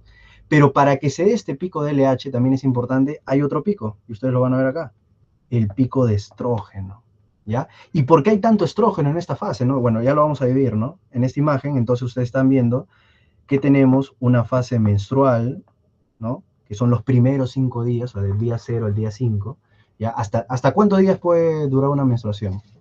Según LACO. ¿Hasta cuántos días tú puedes decir que estamos en una eumenorrea, ¿no? Porque el prefijo eu viene de normal. ¿Hasta cuántos días tú dices es una menstruación normal? 8 días no, ya es mucho, ya. 7 días, máximo 7 días, ¿ya? Entonces, vamos a ponerle, o sea, los libros siempre te dicen del día 0 al día 5, ¿no? Pero ya, bueno, vamos a poner del día 0 al día 7, pues, ¿no? Que es lo máximo que puede haber, ¿ya? Entonces, se dan cuenta que acá, ¿qué es lo que pasa? ¿Qué folículo es este? A ver, si yo te pregunto qué tipo de folículo es este, el que es redondeado. ¿Qué folículo sería? ¿Un folículo primario? ¿Un folículo secundario? ¿Un folículo terciario? ¿O un folículo de Graf? Un folículo, muy bien, un folículo secundario, primario, terciario, chicos. ¿Por qué terciario? Porque ya tiene antro. Y dijimos que el secundario es el preantral. ¿Listo? Entonces, este vendría a ser más que todo un folículo secundario. Entonces, como les digo, por términos de definiciones. Entonces, este es un folículo antral, ya, si lo quieren llamar así, pero el folículo antral es un folículo, muy bien, terciario o vesicular, ¿no? Entonces, ¿por qué es importante, tan importante esto? Porque miren, justo acá, ¿qué dijimos que producía el antro? Estrógenos. Entonces, los estrógenos son lo que generan el crecimiento del endometrio. Entonces, miren, todo, o sea, esa imagen está tal cual. O sea, ya todo lo que hemos hablado. Y por eso ya comienza a ver acá, a partir de acá, comienza a aumentar el estrógeno, pues, porque ya hay antro en el folículo. ¿Listo? Y esto se genera este pico. Entonces, para que se genere el pico de LH, antes tiene que haber un pico de estrógenos, ¿ya? Que generalmente, ¿no? Ese pico de estrógenos también se da a ver si se dará unas 18 o 24 horas antes, ¿no? Porque generalmente dicen que el pico de estrógeno es 36 horas antes de la ovulación, entonces ya más o menos calcula, ¿ya? Bueno, otra cosa también importante, que obviamente es parte de fisiología, es que a veces se mencionó estradiol, por ejemplo, ¿no? Pero hay 3 tipos de estrógeno. ¿Cuáles son los 3 tipos de estrógeno, chicos? Del más potente al más leve, ¿no? Tenemos el E2, el E1 y el E3. ¿Qué es el E2? El estradiol. ¿Ya? El estradiol es el más potente, es el que genera obviamente la mayoría de funciones del estrógeno, ¿no? De caracteres sexuales en la mujer, ¿no? El aumento del endometrio, etcétera, ¿no? El E1, ¿qué es? Es la estrona, muy bien. ¿Y el E3 qué es? El estriol. Algo muy importante, bueno, había una imagen ahí que les quería poner, pero ya eran bastantes imágenes poner, pero el estriol, ¿ya? Se produce, ¿de dónde proviene? Del estradiol. Pero ¿por dónde tiene que pasar para que se convierta en estriol? Por la placenta. Nunca olviden eso. Y también el hígado, ojo. Ya bueno, está muy bien. Pero ¿por qué les digo el tema de la placenta? Porque obviamente en la mujer embarazada saben que el estrógeno es malo. Entonces cuando obviamente una mujer está embarazada, ese estradiol pasa por la placenta y se convierte en estriol, que es el tipo de estrógeno menos potente de todos, pues. Por eso si te preguntan cuál es el tipo de estrógeno más abundante en la embarazada, es el estriol, ¿no? ¿Y de dónde proviene? Del estradiol que pasa por la placenta y lo convierte en estriol, ¿no? Y ahí lo entienden. Y la estrona, ya, la estrona también proviene, ojo, la estrona, voy a poner acá, la estrona se puede producir acá, en los adipocitos, ¿ya? Porque los adipocitos tienen una enzima que se llama aromatasa. Entonces la aromatasa convierte los andrógenos en estrona, ¿ya? En estrona, que es otro tipo de estrógeno. Por eso la obesidad es un factor de riesgo, ¿no? Obviamente, y está relacionado a lo que es el síndrome ovario poliquístico, es un factor de riesgo para todo lo que tiene que ver con cáncer dependientes hormonales, ¿no? El cáncer de mama, el cáncer de endometrio, el cáncer de útero, porque recuerden que todos estos cánceres, ¿no? ¿A qué se deben más? O sea, ¿a qué hormona? Al estrógeno. Mientras más estrógeno tengas en tu vida, ¿no? Más riesgo de cáncer de útero, más riesgo de cáncer de mama tienes. ¿Ya? Muy, muy importante que entiendan eso. Por eso siempre que ven factores de riesgo para cáncer de útero, menarquia precoz, ¿no? O sea, que hayas empezado tu ciclo menstrual antes de lo debido, ¿no?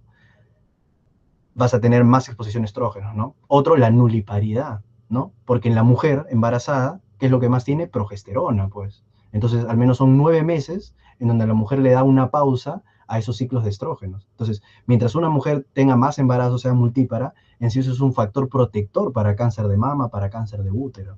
Nunca olviden eso, ¿no? Y otra pregunta. ¿Los anticonceptivos orales, qué te previenen? ¿Qué tipos de cáncer previenen? También típica pregunta. De ovario. De ovario. ¿De qué más? ¿Solo de ovario? ¿De colon? No, pues endometrio no, si estamos diciendo que el endometrio, el estrógeno, te puede generar más. Ahora, obviamente eso sí, ¿no? Si uso solo anticonceptivos, por ejemplo, de progesterona, eso sí me puede prevenir un cáncer de útero. El cáncer de útero, chicos, recuerden que es porque hay bastante crecimiento. O sea, ¿de dónde proviene el cáncer de útero? De una hiperplasia endometrial.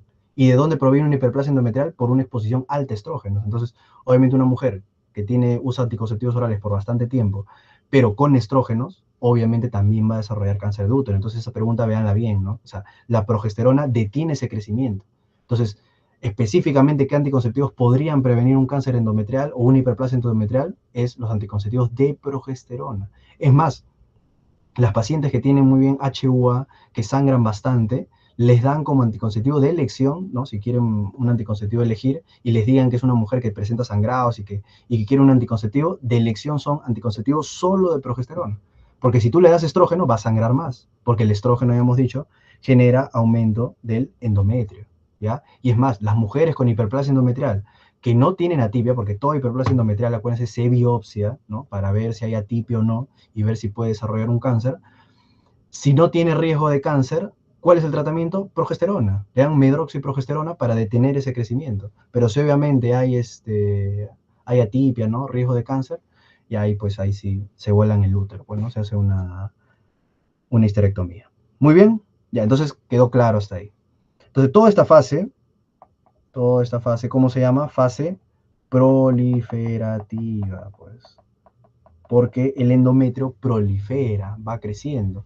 Entonces, esto es dependiendo, por eso también se llama fase estrogénica, ¿no? Porque lo que más predomina son los estrógenos. Y estos estrógenos, muy aparte de generar los caracteres sexuales, también generan un tipo de secreción en el moco. ¿Cómo se vuelve el moco? Cuando hay mucho estrógeno, el moco cervical de la mujer. Es un moco muy bien, es un moco filante, ¿no? ¿Cómo le dicen? Como clara de huevo, ¿ya? O sea, se, se distiende mucho, ¿no? Agarra una clara de huevo, así es el moco de vaginal. Entonces, y eso es importante porque hay métodos anticonceptivos como métodos naturales, y ese, ¿cómo se le llama ese método? Cuando nosotros vemos el moco cervical.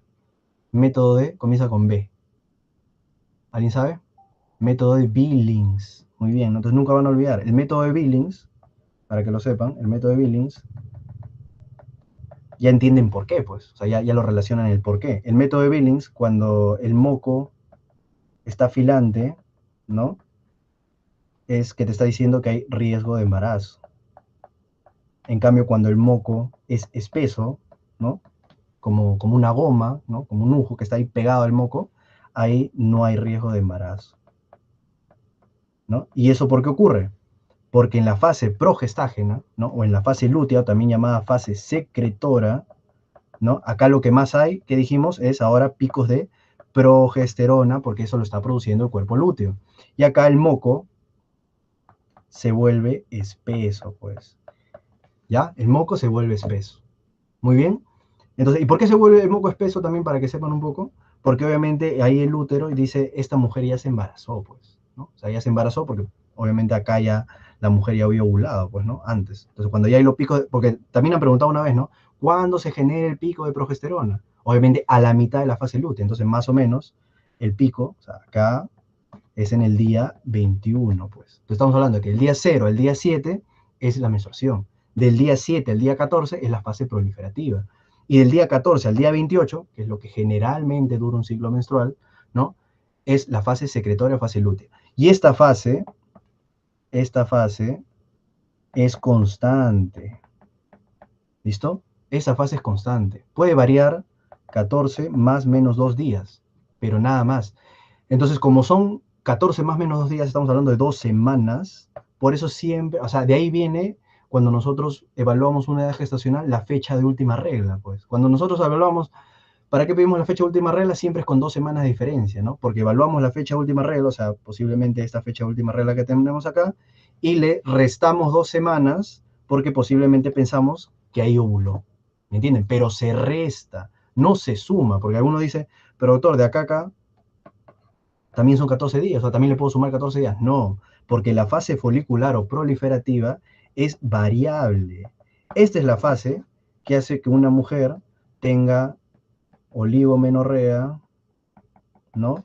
O polimenorrea, que ahorita vamos a hablar de esos términos, ¿no?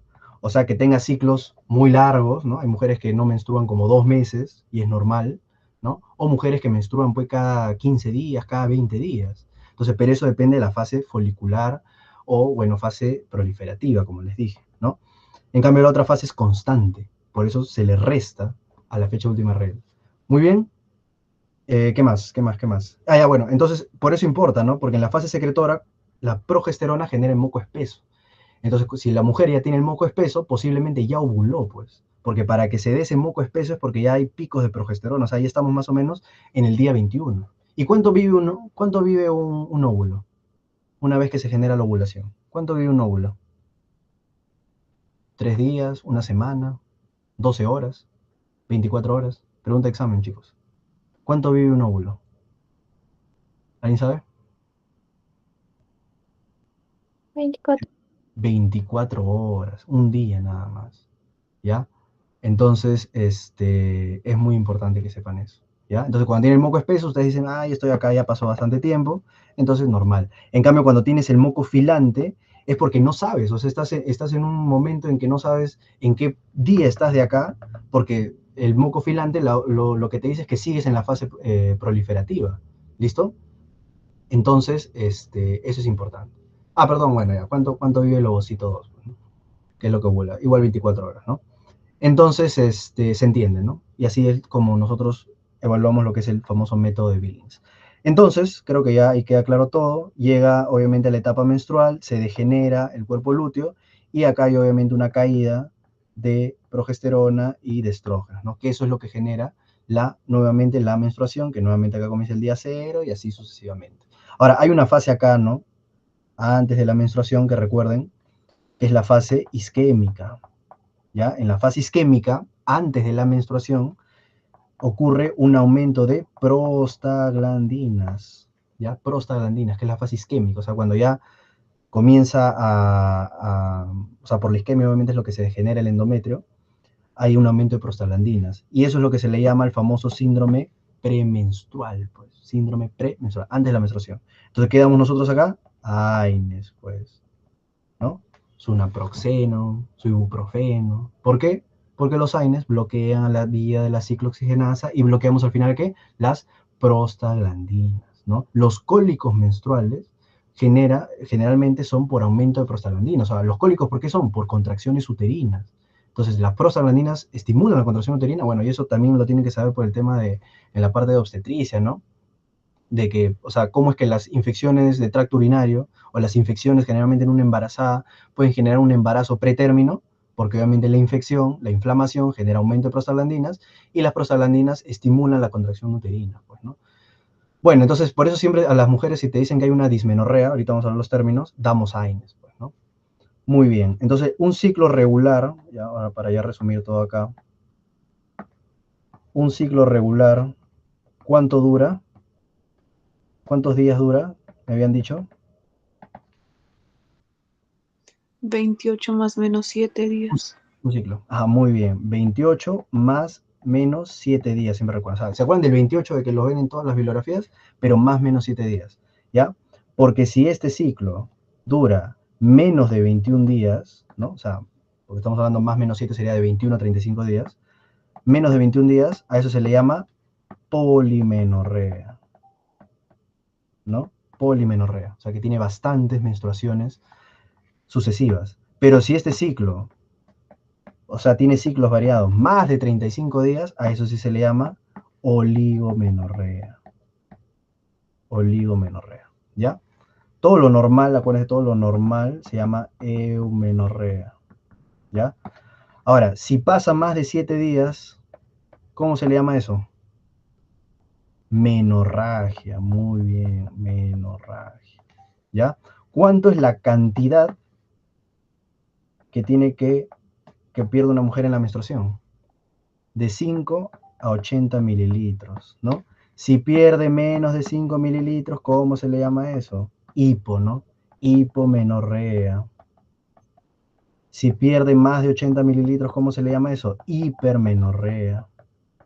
Actualmente, ¿no? En las definiciones de la COJ ahora, cuando hay menorragia e hipermenorrea, se le llama HUA masiva, ¿ya? Supuestamente, ¿no? Ya no se debería usar estos términos de oligomenorrea y estas cosas, ¿no? Ya se debería usar solo estos términos de HUA masiva, ¿no? Cuando por ejemplo, hay un problema de oligomenorrea, también es HUA ovulatoria, ¿ya?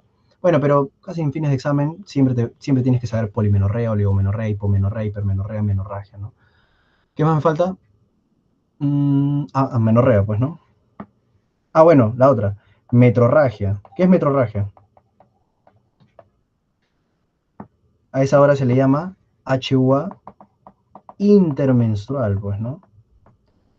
¿Por qué es la metrorragia? La metrorragia es que la mujer sangre, por ejemplo, ha sangrado este día y de la nada sangre este día, ¿no?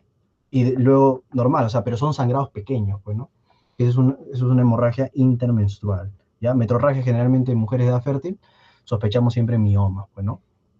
Muy bien. Y lo último, obviamente, es la amenorrea, pues, ¿no? Amenorrea.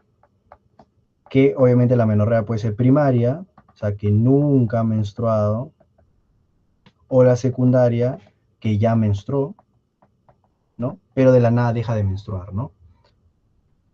¿Cuándo nosotros decimos amenorrea primaria? Ya para cerrar esto y ver las preguntas.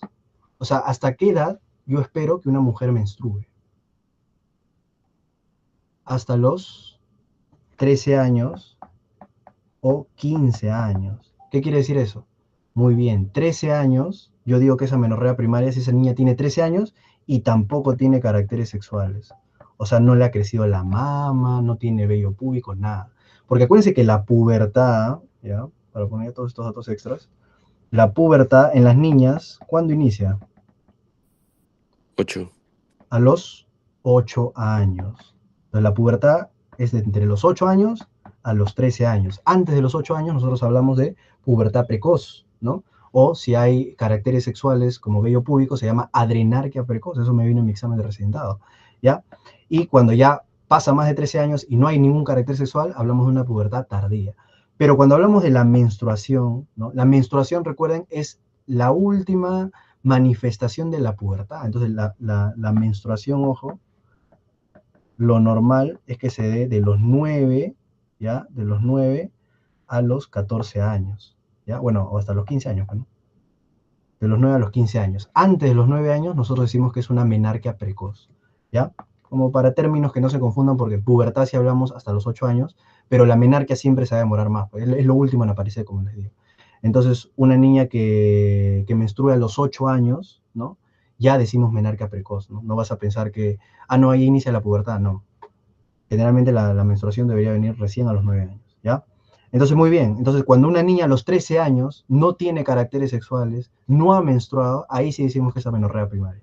Pero si una niña de 13 años sí tiene caracteres sexuales, ¿no? Que acuérdense que la primera característica es la telarquia, ¿no? El crecimiento de mamas. Ya tiene un crecimiento mamario, no tiene un botón mamario, que es un Tanner 2, o tiene vello púbico o algo, y no le ha venido la menstruación, le decimos a la mamá, espérese un tiempo, porque todavía vamos a esperar hasta los 15 años. Simplemente control, ¿ya? Pero si a los 15 años, ¿no? Ya independiente de los caracteres sexuales, tenga o no caracteres sexuales, esa niña todavía no menstrua, ya es una amenorrea primaria, ¿ya? Entonces, eso es una definición también que siempre deben recordar. Solo decimos amenorrea primaria a los 13 años cuando esa mujer no tiene caracteres sexuales. Ya a los 15 años ya independientemente. Muy bien. Con eso, chicos, entonces, terminamos todo eso. Ahora, hay más cosas, ¿ah? Bueno, acuérdense que también el pico de progesterona, ¿ya? El aumento de la progesterona, por acá, genera la famosa molimia. ¿Qué es la molimia? Es la clínica que se genera, ¿no? Por aumento de progesterona. ¿Y cuál creen que es la clínica? Mastalgia, aumento de temperatura, ¿no?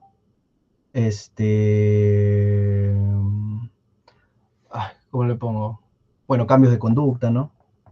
¿Y qué es todo eso?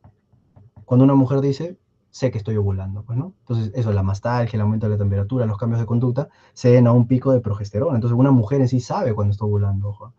Y ahí también se generan los cólicos, pero no cólicos menstruales, sino cólicos de ovulación, porque el cuerpo está predestinado, como les digo, a querer embarazarse. Entonces, esos cólicos no son por contracción del útero, esos cólicos son por contracción del ovario, ¿no? Que están expulsando, obviamente, al ovocito, pues, al ovocito secundario, ¿ya?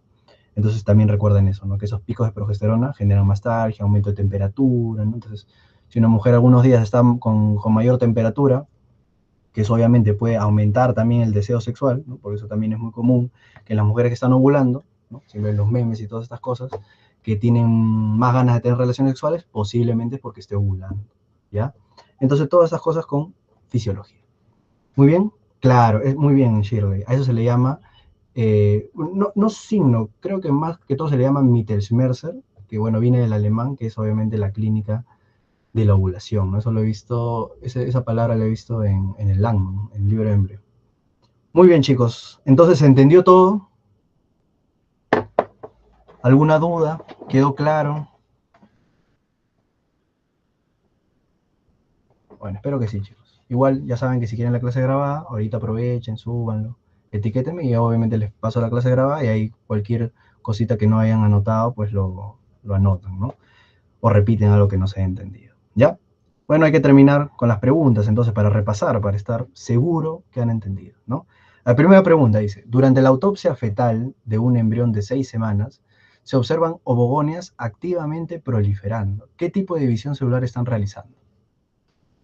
Muy bien, ¿no? Por más que sean células sexuales, dijimos que las ovogonias se dividen, al igual que las espermatogonias, por mitosis, Muy bien, siguiente. Mujer de 25 años acude por infertilidad y se realiza biopsia ovárica donde se identifican células detenidas en la metafase 2. ¿Qué células observó? ¿Qué células se detienen en la metafase 2? A ver. Ovocito secundario. El ovocito secundario, ¿no? Que una vez que ocurra la fecundación, va a reanudar la meiosis 2. Perfecto. A ver, esta hora. Una niña de 2 años es llevada a consulta pediátrica para una evaluación de rutina durante el examen físico. Se discute con los padres acerca del desarrollo de los órganos reproductivos. Los padres preguntan sobre la presencia de estructuras específicas en el ovario de su hija, ¿no? ¿Qué tipo de estructura encontraríamos en sus ovarios? A ver, ¿cuál sería la respuesta, chicos? Ovogonias, folículos primarios, folículos secundarios, folículos de Graf.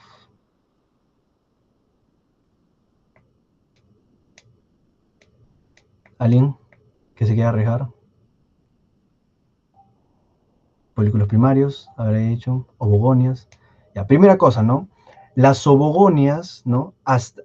¿En qué mes yo les dije que ya hay folículos primordiales en la etapa fetal? ¿Se acuerdan? ¿Cuándo ya hay folículos primordiales? En el tercer mes, muy bien. Entonces, en el tercer mes, cuando ya hay folículos primordiales, recuerden que ya la mayoría de ovogonias ya son ovocitos primarios, ¿ya? Para que recuerden eso. O sea, desde ahí ya hay ovocitos primarios. ¿Listo? Entonces, ovogonias no va a haber, pues ya ovogonias ya no hay casi nada cuando uno nace. Ya hay ovocitos primarios en la mayoría, ¿ya? Y la otra pregunta, ¿no? Folículo primario, folículo secundario o folículo de Graf, ¿no? Entonces dijimos que los folículos en una etapa prepuberal, ¿no? Obviamente crecen, pero por factores internos, ¿no? No son dependientes de FSH. Y recién dependientes de FSH eran folículos terciarios, preovulatorios, los maduros, ¿no? Que ahí está el folículo de Graf. Entonces te quedas entre folículo primario, ¿no?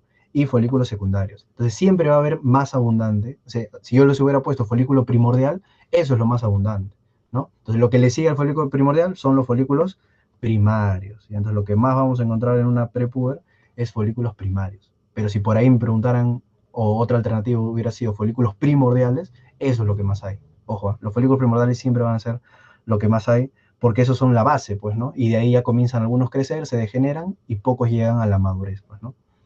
Muy bien, a ver acá. Niña de 8 años es evaluada por desarrollo precoz de caracteres sexuales secundarios.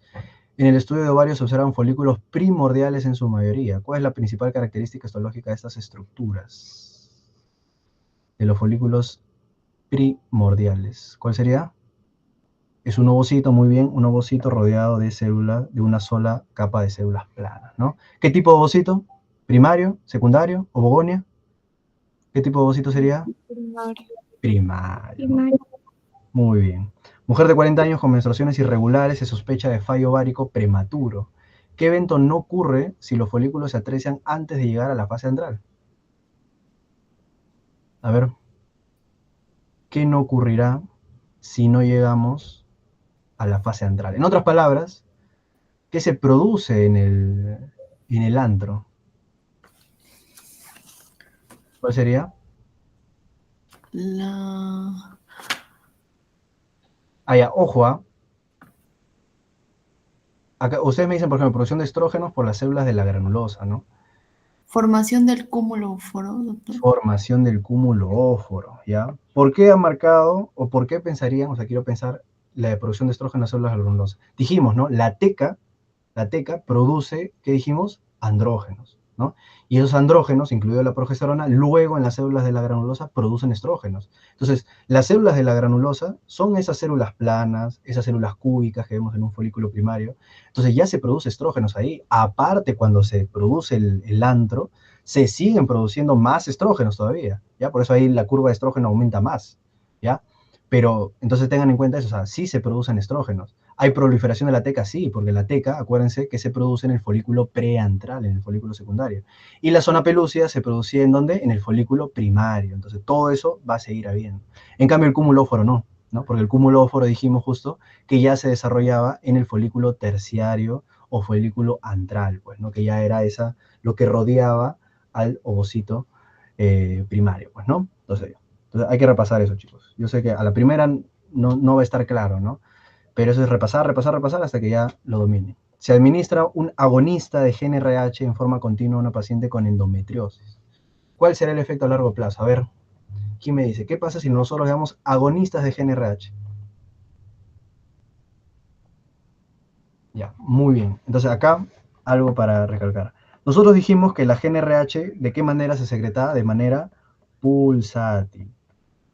Si nosotros damos GnRH de manera pulsátil, que es como se produce la hormona, nosotros sí podemos inducir la ovulación, ¿ya? Pero cuando se da de manera continua, entonces es la palabra importante, cuando se da de manera continua, estamos sobreestimulando, es como que este sea tu hipófisis, ¿no? Tus receptores de FSH, LH, acá están tus receptores, y tú estás que le das GnRH, GnRH, GnRH, GnRH de manera continua. Entonces, ¿qué pasa? Ocurre lo que se le llama castración, ¿listo? Castración farmacológica. Entonces, es algo, a veces uno confunde, ¿no? Porque dice, agonista de GnRH, debería estimular la FSH y la LH. No, pero cuando nosotros vemos agonistas de GnRH de manera continua, sobreestimulamos al receptor de gonadotropinas y lo inhibimos, ¿no? Entonces, a eso se le llama castración farmacológica, ¿ya? La castración quirúrgica, obviamente, es quitar el ovario, pues, ¿no? Entonces, ¿qué es lo que generamos? Inhibición de la FSH y LH por down regulation, ¿no? O sea, baja regulación. Muy bien, entonces no olviden, de manera pulsátil, que es como se producen, sí podemos generar ovulación, pero de manera continua lo usamos para inhibir, ¿no? ¿Y la endometriosis? ¿Qué es la endometriosis? ¿Quién me dice? ¿Qué es la endometriosis? ¿Alguien sabe? La endometriosis es tejido endometrial ectópico, pues. Cuando el endometrio, tejido endometrio, está en otro órgano, ¿no? Cuando está, por ejemplo, en el miometrio, ¿no? A eso se le llama adenomiosis. Cuando está en el ovario, que es lo más frecuente, se llama endometrioma, ¿ya? Entonces, esas mujeres, ¿no? ¿Cuál es la clínica característica que generan las pacientes con endometriosis? Dismenorrea, ¿no? Porque cada vez que menstruan, ¿no? Aparte de su menstruación en el útero, ¿no? Ese tejido ectópico también sangra, ¿no? Entonces genera obviamente dolor, ¿ya? Entonces genera dismenorrea, obviamente una dismenorrea secundaria, ¿no? Porque si nosotros pensamos si te dicen una niña que ha comenzado su menstruación hace, no sé, pues, hace unos meses o hace un año, esa es una dismenorrea primaria, y eso es normal, ¿no? Que los primeros ciclos de una mujer le duela, ¿ya? Pero si ya te dicen una mujer de 23 años, 30 años, pues qué sé yo, que le duele, que tiene mucho dolor en las menstruaciones, ahí piensa en dismenorrea, ¿no? Siempre dismenorrea, o bueno, endometriosis tiene esa triada, pues, ¿no? Dismenorrea, pacientes con polimenorrea, o sea, que tienen bastantes menstruaciones, e infertilidad, ¿ya? E infertilidad, ¿no? En su ecografía, el famoso quiste achocolatado, ¿no? Tratamiento, anticonceptivos orales. Eso me preguntaron en mi examen, ¿no? ¿Qué damos a una paciente con endometriosis? Anticonceptivos orales combinados. Si no responde a eso, ahí sí le podemos dar GnRH de forma continua, ¿no? Para ya generar una castración farmacológica. ¿Listo? Muy bien. A ver acá. Mujer de 32 años acude por sangrado intermenstrual y dolor pélvico. Tiene ciclos de 28 días. La ecografía muestra endometrio engrosado y cuerpo lúteo en ovario derecho. ¿En qué fase está? Facilita, chicos. Facilita, facilita. ¿En qué fase estaría? Muy bien, la fase secretora, ¿no? ¿Por qué se llama secretora también, recuerden? Porque genera, obviamente, una maduración del endometrio, de las glándulas, ¿no? Acuérdense, y no lo puse acá, es importante, que cuando se genera esta fase secretora, acá también se comienza a producir, ¿no? Por las glándulas, glucógeno, ¿ya? Glucógeno, muy importante, porque este glucógeno hace que las bacterias, ¿no? Que hay en la vagina, ¿no? Que acuérdense que son los lactobacilos, generen un pH ácido, ¿no? Y eso es lo que genera ese pH en la mujer, ¿no? Como estamos hablando de ciencias básicas, es importante, el pH es de 4 a 4.5. Y es un medio, acuérdense, tanto para la capacitancia de los espermatozoides, como es un medio para que la mujer no tenga infecciones. Es por eso que en la menopausia, ¿no? En la menopausia, como ya no hay ciclos hormonales, ya la mujer no ovula, cae la progesterona, ¿no? No se produce glucógeno. No se produce glucógeno, no tiene ese pH y por eso la mujer tiene infecciones vaginales a repetición, ¿no? Es el porqué de por qué tiene tantas infecciones vaginales. Ya, muy bien. Siguiente. Mujer de 30 años refiere síntomas cíclicos, distensión abdominal, mastalgia y cambios de humor premenstruales. ¿Qué hormona predomina en la segunda mitad del ciclo menstrual y se relaciona con estos síntomas? Lo que dijimos, la progesterona. Muy bien, la progesterona. Siguiente. Mujer de 29 años en 7 días de su ciclo con FSH y estradiol elevados. No hay evidencia de embarazo. ¿Qué está ocurriendo? A ver. ¿Qué podría estar ocurriendo? Mujer, muy bien. A ver, no, acá me están poniendo. Síndrome de ovario poliquístico, insuficiencia ovárica prematura. A ver, ¿por qué insuficiencia ovárica prematura? ¿Por el aumento de FSH? Chicos, es normal. ¿Qué pasa en el día 7? ¿Qué hay en el día 7? Ya comenzó la fase, la fase folicular, la fase proliferativa. ¿Qué es lo que hay más? FSH, porque está generando la maduración de folículos y el estradiol está elevado. O sea, es normal, ¿ya? Obviamente si ya te dicen pues específicamente, ¿no? Un FSH mayor a 40, pero ahí, acuérdense que eso de falla ovárica, para los que han marcado lo de insuficiencia ovárica prematura, ¿ya? Es que tenga la FSH elevada y tenga los estrógenos o la progesterona disminuida, pues. O sea, es que no está produciendo hormonas, ¿no? Y la FSH está aumentando.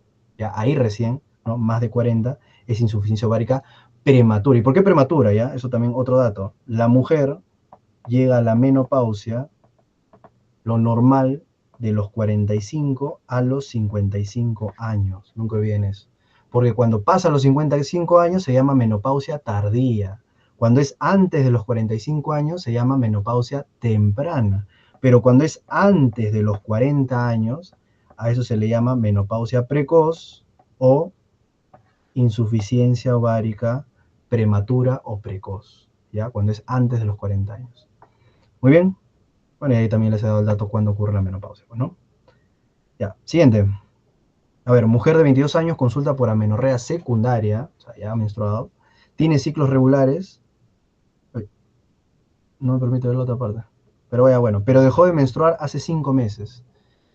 Examen físico sin alteraciones, el test de embarazo es negativo, los niveles hormonales muestran FSH bajo, LH bajo y estradiol bajo. ¿Cuál es la causa más probable de este trastorno? A ver. Es una mujer que no menstrua y tiene FSH bajo, LH bajo y estradiol bajo.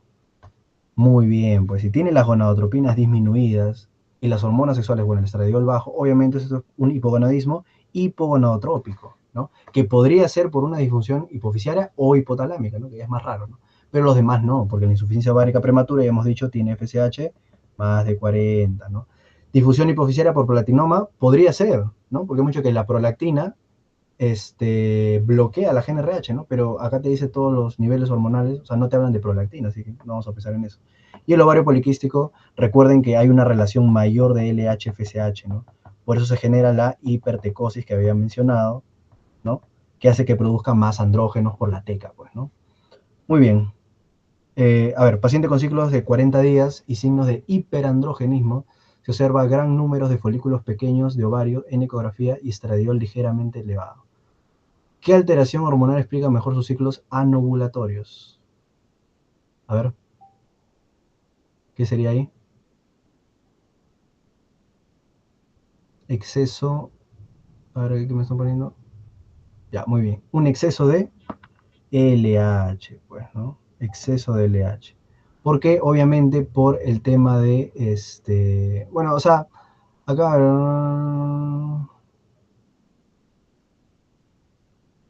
sí, bueno, o sea, es que creo que más que la pregunta que está mal, ciclos anovulatorios, es qué hay, obviamente, en una paciente con hiperandrogenismo, ¿no? Folículos pequeños en ecografía, o sea, obviamente esto está hablando de un síndrome ovario poliquístico, ¿ya? Entonces, directamente, o sea, hay exceso de LH en un síndrome ovario poliquístico, ojo, pero eso no es tanto lo que genera la anovulación, ¿ya? Sino más que todo la parte del hiperandrogenismo. Pero bueno, o sea, creo que la pregunta está mal redactada, sería más que todo qué podríamos observar en la paciente, hay más LH, porque es justo lo que les he dicho, ¿ya?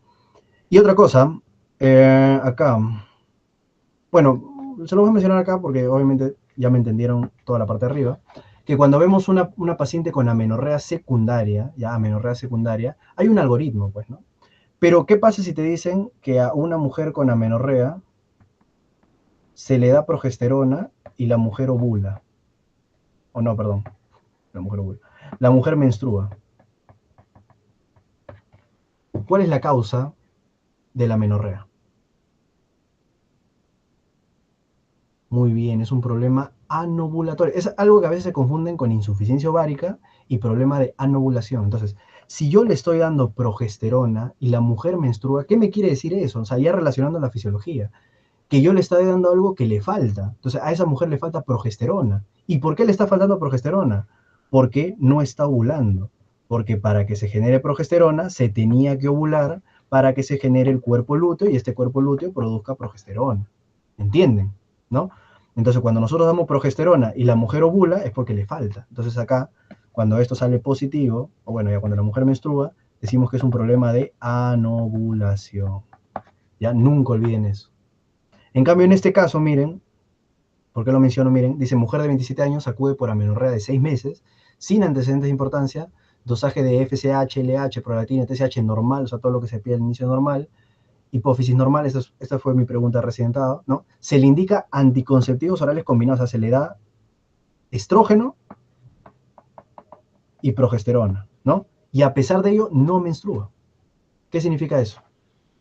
Cuando una mujer, cuando le damos estrógeno y progesterona, menstrua, eso es porque es una falla del eje hipotálamo hipoficiario. O sea, o sea, si menstrua, en otras palabras, está diciendo que le falta estrógeno y le falta progesterona. Entonces, le faltan las dos hormonas, tiene que ser un problema hormonal en el eje hipotálamo hipoficiario. Y ahí, bueno, ya hacen dosaje de FSH, ahí voy a ver lo que es la insuficiencia ovárica precoz, hago un test de Luforam, ya es más ampliado eso, ¿no? Pero ya saben que la falla es en el eje. Pero si yo le doy estrógeno, progesterona y aún así no menstrua, entonces el problema no es del hormonal, el problema es que el útero está mal. Porque por más que yo ya le estoy dando estrógeno, progesterona muy bien, el problema es del canal, ¿no? Entonces cuando hablamos del canal, estamos hablando del canal uterino. ¿Y qué enfermedad es del canal uterino? El síndrome de Asherman, ¿no? Ese síndrome de Asherman es una disquinesia, ¿no?, del tejido endometrial. Generalmente, ¿en qué pacientes? Acá te dice sin antecedente de importancia, pero ¿qué antecedentes nos habrían puesto? ¿Qué mujeres tienen síndrome de Asherman? Exacto, mujeres que constantemente se hacen legrados, ¿no? Legrado, ameo, generalmente. ¿Listo? Muy bien, chicos.